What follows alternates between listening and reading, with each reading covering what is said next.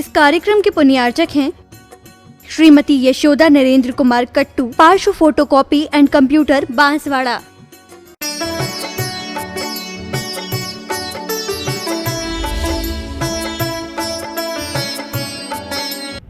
जन्मे मरे अकेला चेतन, सुख दुख का भोगी, और किसी का क्या एक दिन यह देह जुदी होगी। किसी और की क्या बात करते हैं। जिंदगी भर हम धन इकट्ठा करते हैं, जिंदगी भर हम कोई घर बनाते हैं, जिंदगी भर हम व्यापार चलाते हैं, जिंदगी में हम रिश्ते बनाते हैं, और इतना सब कुछ करने के बाद वो सब यहीं रह जाते हैं। जो हमारे साथ जाना है उसका हम ध्यान भी नहीं कर पाते।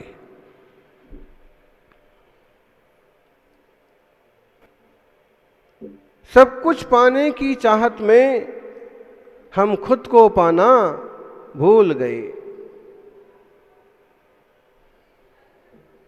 सब कुछ पाने की चाहत में अपने आप को दांव पर लगा करके लोग सब कुछ पाने चले हैं। अपने आप को दांव पर लगा करके लोग दांव लगाते हैं ना। जुआ में दांव लगाया जाता था, आजकल लोग शेयर में भी लगाते हैं। महाभारत में द्रौपदी को दांव पर लगा दिया था। कई बार राजा हरिश्चंद्र ने अपने आप को दांव पर लगा दिया था। कई बार ऐसे अवसर आते हैं कि इस दुनिया में लोग अपने आप को दांव पर लगा करके कुछ पाना चाहते हैं, लेकिन जब खुद को ही दांव पर लगा दिया तो अब आप क्या पाएंगे। पुराण की कहानियां हैं, लेकिन हम अपने जीवन को भी देखें कि हमने भी तो अपने आप को दांव पर लगा रखा है सांसारिक सुखों के लिए। आपने लॉटरी पर रुपया लगाया, गारंटी है कि आपको रुपए मिल जाएंगे। शेयर में धन डाल दिया, गारंटी है कि आप शेयर में कमाई कर पाएंगे। जैसे उसमें दांव लगाए हैं, वैसे हमने अपनी जिंदगी भी एक तरह से सांसारिक सुखों की चाह में दांव पर लगा रखी है। अब वो सुख मिलेंगे कि नहीं मिलेंगे इसकी कोई गारंटी नहीं है। सांसारिक सुखों के लिए जिंदगी दांव पर लगाओ, कुछ मिले ना मिले इसकी कोई गारंटी नहीं है। लेकिन धर्म मार्ग में अगर जिंदगी दांव पर लगाओ तो जरूर सुख मिलेगा, इसकी पूरी गारंटी है। संयम तप त्याग में उतर जाओगे तो भवपार हो जाओगे, इसकी पूरी गारंटी जिनवाणी लेती है, महावीर भगवान लेते हैं। आत्मार्थियों, हम ऐसे कैसे भूले हुए लोग हैं कि जो हम खुद हैं उसकी खबर नहीं, और जो कुछ हमारा नहीं हम उसे इकट्ठा करने में बुरी तरह से लगे हुए हैं।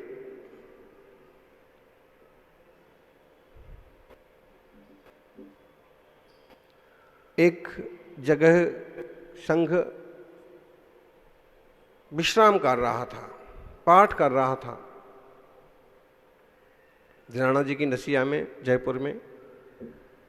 और एक गिलहरी थी, वो वहां पास में कपड़े के टुकड़े कुछ पड़े हुए थे, उन सबों को इकट्ठा कर रही थी। गिलहरी समझते हैं? और बड़ी मशक्कत के साथ कोई आदमी जैसे खींचता है, दोनों आगे वाले हाथों से पकड़ पकड़ के इकट्ठा कर रही थी और अपने यहां पर जोड़ती जा रही थी।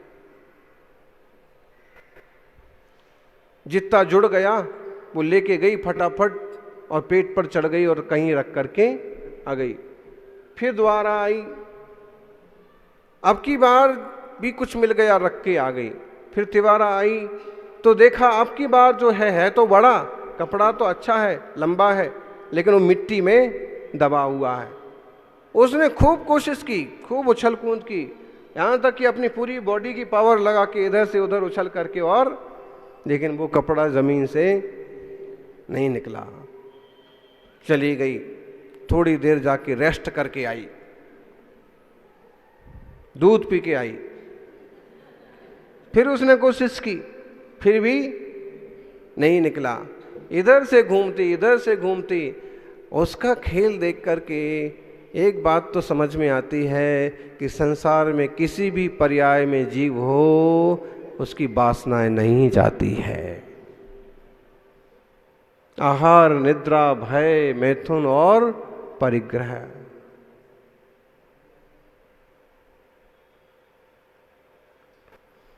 ये इकट्ठा कर रही है, कपड़े इकट्ठे करके क्या करेगी बताओ? और देखे होंगे आपने, कभी जब खेत में मैदान में शुद्धि को जाते हैं तो एक ऐसा मौसम आता है कि आप शुद्धि करके आए और कुछ कीड़े आते हैं। वो कीड़े उसकी गोल गोल गोलियां बना करके और गोबर की, मल की गोल गोल गोल गोल उस पर इस ढंग से घूमते हैं कि उसकी गोल गोल लड्डू बन जाते हैं, छोटे छोटे। और फिर वो लुढ़काते हुए, आप लोगों ने गौर किया नहीं? लुढ़काते हुए कहीं ले जाते हैं। कहाँ लेके जाते हैं?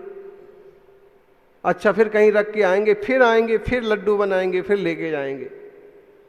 क्या करेंगे वो उसका? वो क्या करेंगे ये तो अलग बात है, लेकिन जैसा वो करते हैं वैसे ही तो हम करते हैं। वो लड्डू बना बना करके अपने छोटे से बिल में, छोटे से छेद में रख के आते हैं।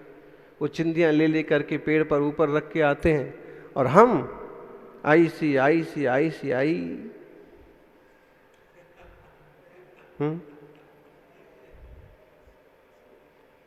बैंक के खाते में, डिपॉजिट में, लॉकर में रख करके आते हैं।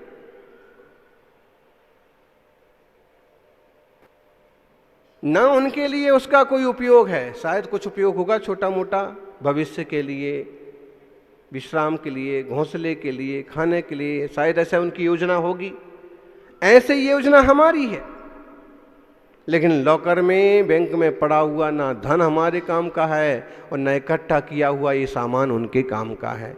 उनमें और हम में अंतर कितना है?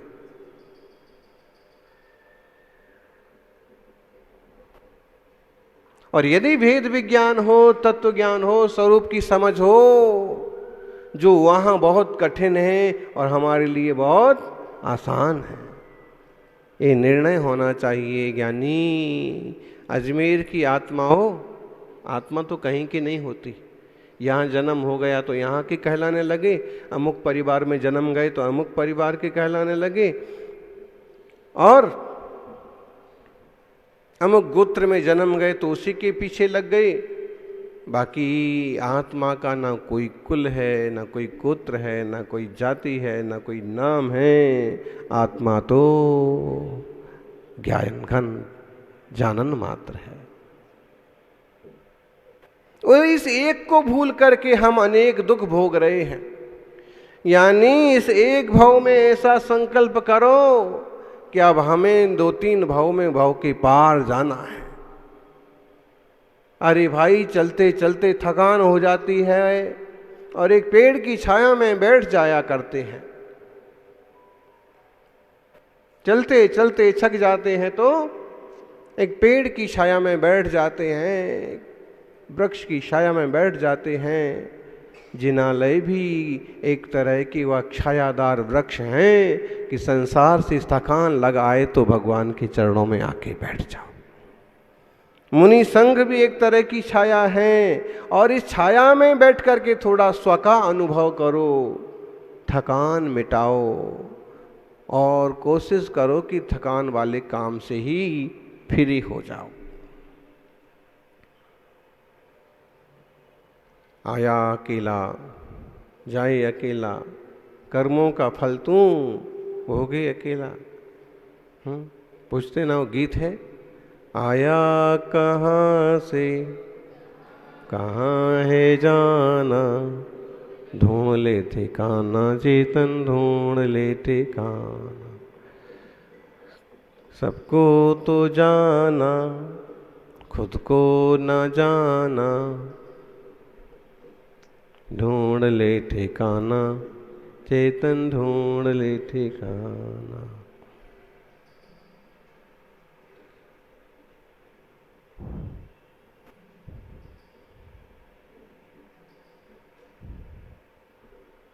गोरा तन चेतन ए तेरा मिट्टी में मिल जाएगा, धन दौलत और मजन महल खजाना पड़ा यहीं रह जाएगा, कहीं तो तुझको पड़ेगा जाना, ढूंढ ले ठिकाना चेतन। ज्ञानी ऑस्ट्रेलिया जाएंगे, अमेरिका जाएंगे, लंदन जाएंगे, कुवैत जाएंगे, कहीं भी जाएंगे, लेकिन भव के पार तो नहीं जाएंगे। यहाँ वहाँ जाना तो आसान है, लेकिन खुद तक आना थोड़ा कठिन काम है। खुद में आने का पुरुषार्थ होना चाहिए। अकेला आता है, अकेला आया, अकेला जाए, अकेला बीच में जबरदस्ती का कर लिया झमेला। आप कहोगे महाराज जी जुड़वा भी तो जन्म होते हैं, किसी के इसी के यहाँ तो 3 भी आ जाते हैं, अकेले कहाँ आए? वो 2 आ गए। यानी किसी कारण से माँ के पेट में 2 गोले बन जाएं, 3 जीव आ जाएं, लेकिन उनके भाग्य अपने अलग अलग होते हैं। दूसरा एक साथ नहीं हुआ है जन्म, भले 1 सेकंड का हो, भले 5 सेकंड का हो, 1 मिनट का हो, उनके जन्म में भी तो अंतर होता है। एक पहले आएगा, दूसरा बाद में आएगा। और उनका तो छोड़ो, एक साथ जन्मने वाले, कई बार देखिएगा मल में एक साथ बहुत सारे जीव पैदा हो गए, एक साग में, एक सब्जी में कई सारे कीड़े पैदा हो गए। देखने में अच्छे लगते हैं सारी चीजें, एक मर्यादा के बाद उनकी वो दशा होती है कि देखी भी नहीं जाए।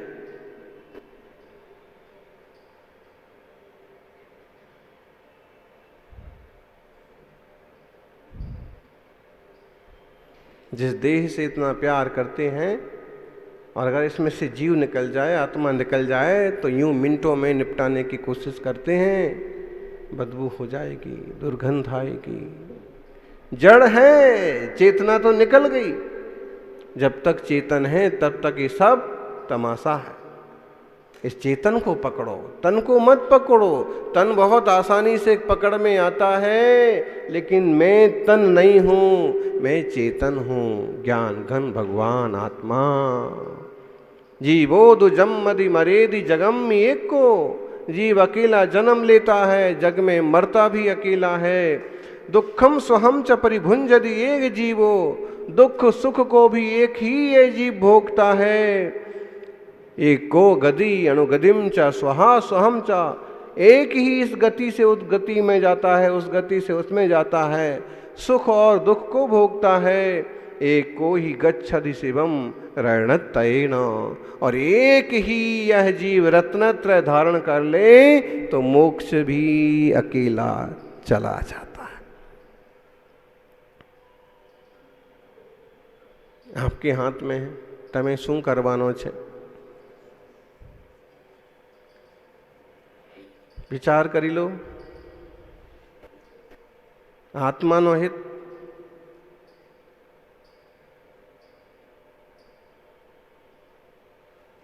आत्म कल्याण किस में है?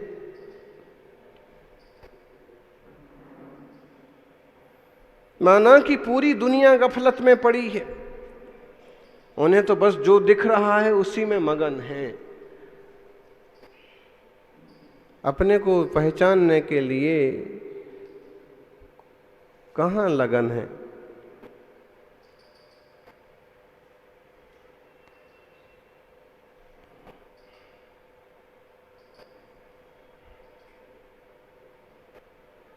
एक अकेला जन्म लेता है, अकेला मरण करता है, लेकिन बीच में कितना वो बखेड़ा करते हैं, ए मेरा, ए मेरा, ए मेरा। कोई किसी का हो पाता है? कुछ किसी का हो पाता है? एक चैतन्य चिन्मय तत्व ही तुम्हारा है। अहमेको खलु शुद्धो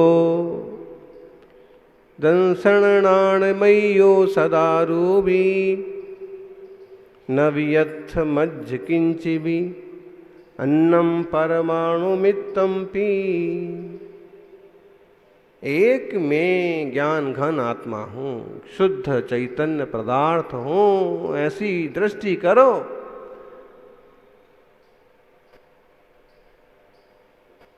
इस लोक में, इस दुनिया में परमाणु मात्र भी मेरा नहीं है। चिंतन की धारा तो बदलो।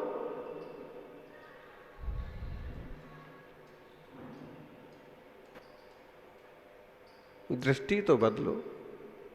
मैं एक स्वतंत्र ज्ञान घन आत्मा हूं, अन्य कोई पदार्थ मेरा नहीं है।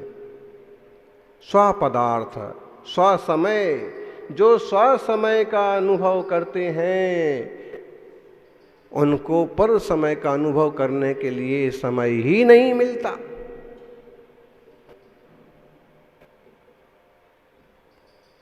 इसलिए एक स्वसमय की दृष्टि बनाने का उद्यम करो।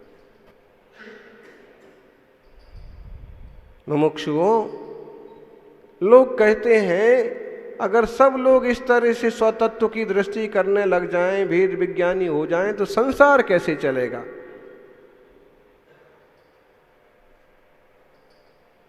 ऐसे ही चलेगा जैसे तुम सोच रहे हो, ऐसे ही सब सोचते हैं और संसार चलता रहेगा।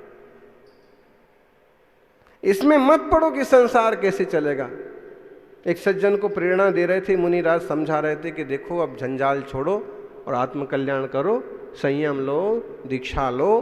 दीक्षा लेने से दुनियादारी के जंजाल खत्म हो जाते हैं, विषय वासनाएं आराम से टूट जाती हैं और आत्म तत्व के निर्णय करने के लिए, ज्ञान ध्यान करने के लिए पर्याप्त समय मिलता है। उनको वो अच्छे से समझा रहे थे कि वो सामने से बोल पड़े, महाराज जी आप कहते हो दीक्षा ले लो, दीक्षा ले लो।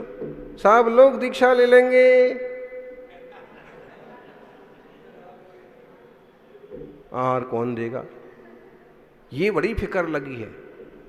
उनसे पूछा कि तुमने कितने बार आहार दिया? बोले आज तक तो नहीं दिया।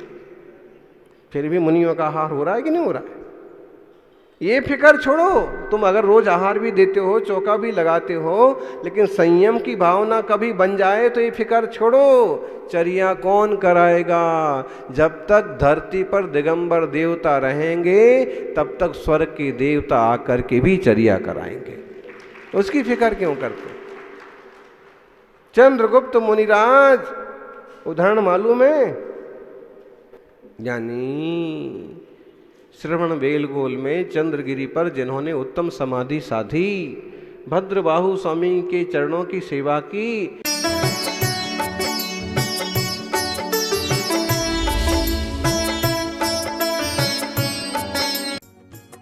इस कार्यक्रम की पुण्यार्चक थी श्रीमती यशोदा नरेंद्र कुमार कट्टू, पार्श्व फोटोकॉपी एंड कंप्यूटर, बांसवाड़ा।